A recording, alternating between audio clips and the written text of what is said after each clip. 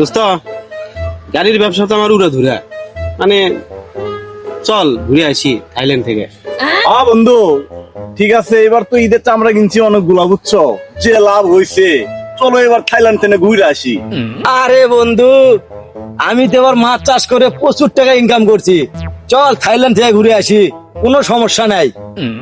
আরে কয় লাখ লাগবে, চল। আরে বন্ধুরা, তোরা কেমন আছিস? দেখ ওই নিয়ে আইছে। আরে বন্ধু আচ্ছু, আমরা তো এখানে একটা আলোচনা করলাম, আমরা তো ট্যুরে যাবো থাইল্যান্ডে। তোর তো সেই সামর্থ্য নাই বন্ধু, তুই তো যেতে পারবি না। না রে বন্ধু, আমি যেতে পারবো না, সে সামর্থ্য আমার নাই, তোরা যা। আচ্ছা তাহলে থাক বন্ধু, আমি যাই। আচ্ছা যা যা বন্ধু যা।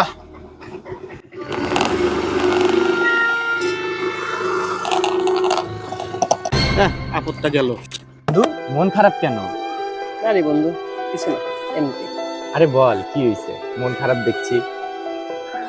দেখ, ওদের জন্য আমি কিনা করলাম, ওরা থাইল্যান্ডে যাচ্ছে তিনজন, আমার সমর্থন না দেখে আমি যেতে পারতেছি না, ওরা তার জন্য কত কথা বললো। এই ব্যাপার, তুই বাসায় যা, আমি সন্ধ্যায় তোর সাথে দেখা করছি। আচ্ছা বন্ধু, তাহলে থাক। আচ্ছা যা।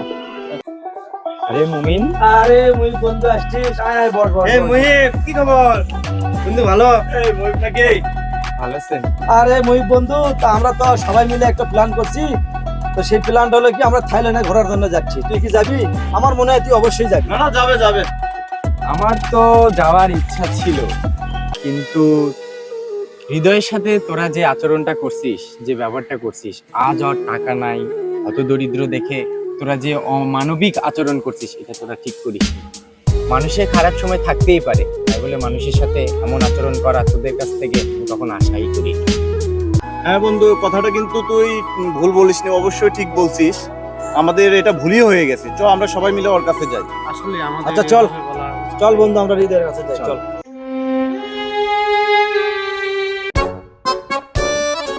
বন্ধু, মন খারাপ করে বসে আসো কেন বন্ধু? তোমার আর কোনো চিন্তা নাই, থাইল্যান্ড ট্যুরে তুমিও যাচ্ছ বন্ধু আমাদের আমাদের সঙ্গে সঙ্গে। সবাই একসঙ্গে আমরা যাচ্ছি, আমরা একসাথে যাবো তো।